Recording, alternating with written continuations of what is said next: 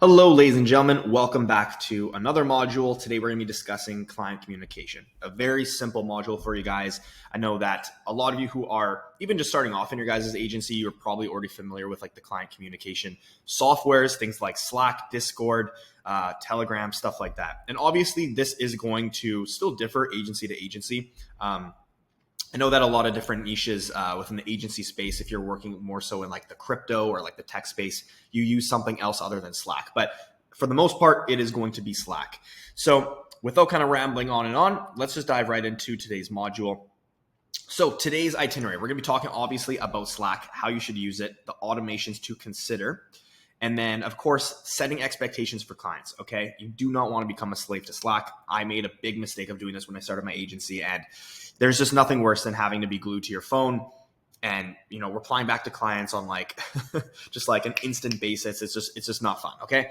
So let's talk about Slack. So Slack is hands down the best platform to host all of your clients and team communication. And now some people might argue this on, might argue me on this, but it's like, the thing is most corporations, large corporations, small businesses, medium businesses, they're all using Slack.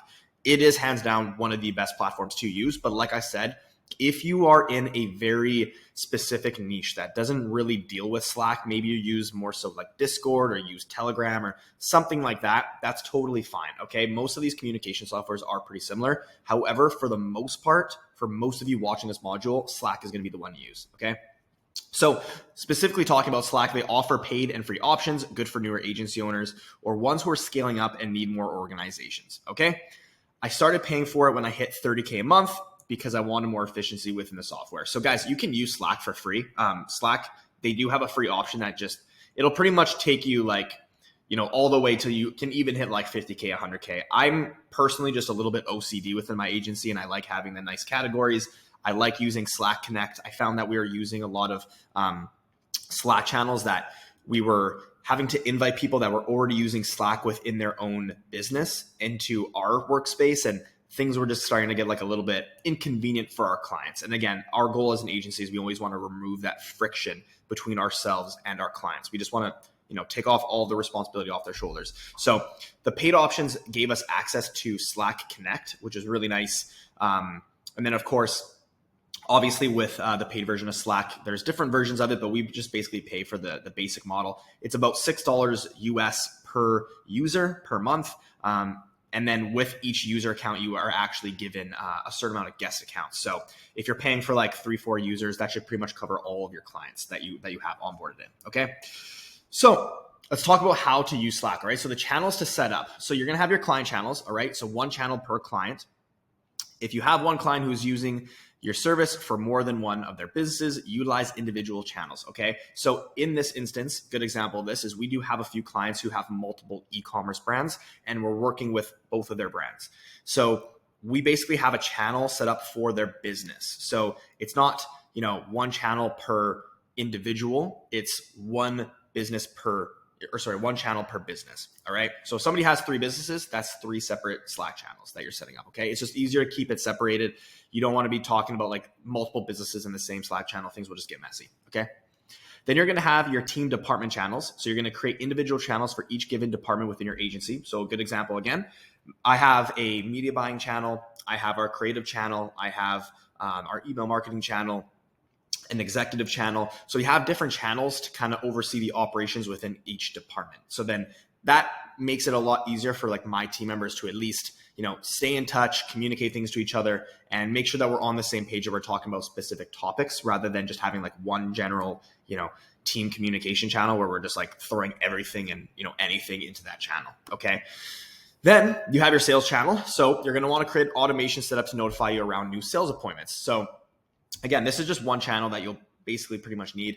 I basically have an integration with Zapier that every time someone actually books in a call with us using Calendly, it actually takes in all the information that they've put into our intake form in Calendly. So when we ask them, what their revenue is, what they're spending on ads, what platforms they're using, all that stuff, all those prerequisite questions that you have set up in Calendly, we have a Zap basically go out.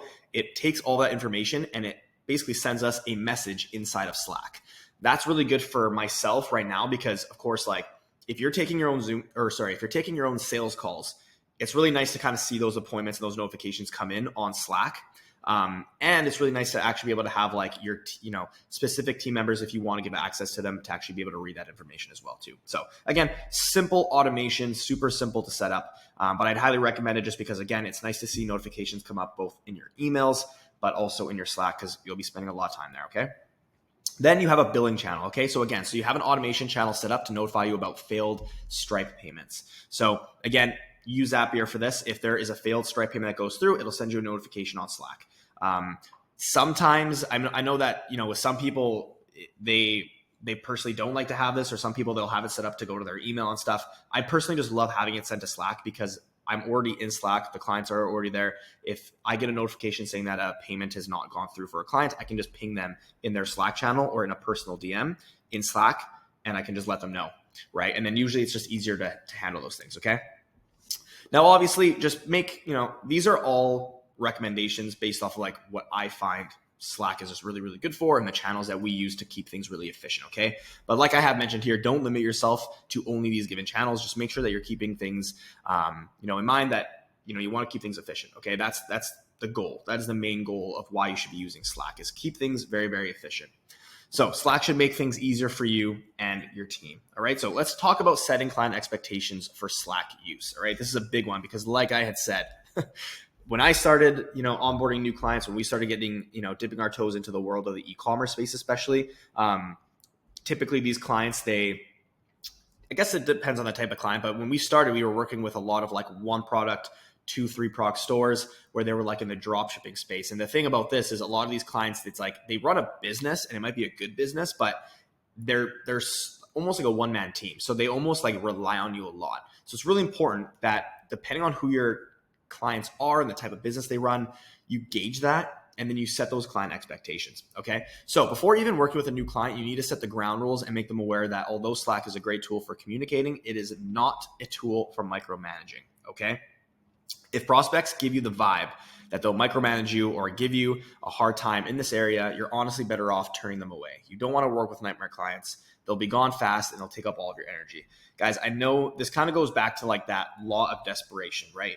When you're niching down, you seemingly get all these clients that are in different niches wanting to work with you, and it's hard to say no, right? You feel like you're turning away business, you're leaving money on the table, and the same rule sort of applies, right? You might get to a point where like you finally niche down, you're okay turning away business that isn't in your niche, and then all of a sudden, now you have that next level of growth where it's like you're turning away business in your niche, but it's because they just aren't a good fit.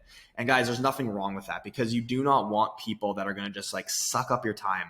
They're just going to soak all of your time. They're going to waste your time. They're going to, soak up all of your energy. And these are going to be the clients that typically like they pay you the least amount of money, and they bring in the least amount of excitement to you and your team because they're just like such a pain in the ass to actually manage. So just make sure that in that sales process, you are, gauging what sort of vibe people are giving you, but definitely make people aware of these expectations. Okay. You need to make people aware of the expectations of how to use Slack properly and what they can expect from your guys' response times and things like that inside of Slack. Okay. So in your onboarding process, you need to make them aware of how to properly use Slack. So set the expectations or remind them of the expectations that you've walked through previously, and show them the automations that you've set up to remind them about upcoming meetings and reports. Okay. So guys, this is a really cool thing that you guys can do. Obviously with Slack, you can do so much in terms of automations.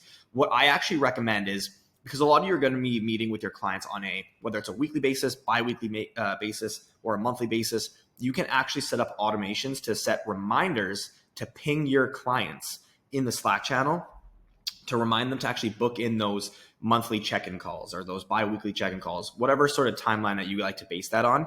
You can set these reminders for them. Okay. So whatever automations that you have set up in your client's Slack channel, make them aware of those automations and tell them why you have them set up. Okay. It's really, really important that you keep things obviously transparent and you communicate these things so that your clients at least know why something is happening, right?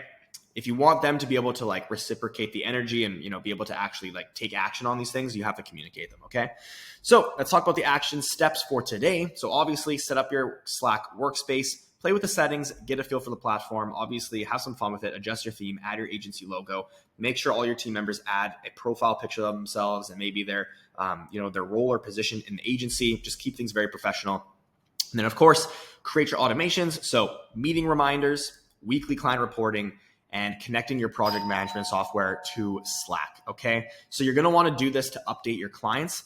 Like I had said, if you connect Slack to your project management software or to your Calendly, you're going to want to make sure that you do this so that it sends automations into a specific Slack channel. Okay. And then begin adding your clients to Slack. All right. Very, very simple. So ladies and gentlemen, that is it for today's module. Hope you guys enjoyed it. I know it's a short one, but Slack is a super simple concept to wrap your head around. So hope you guys enjoy this module. Have an amazing rest of your day, and I will see you guys in the next one.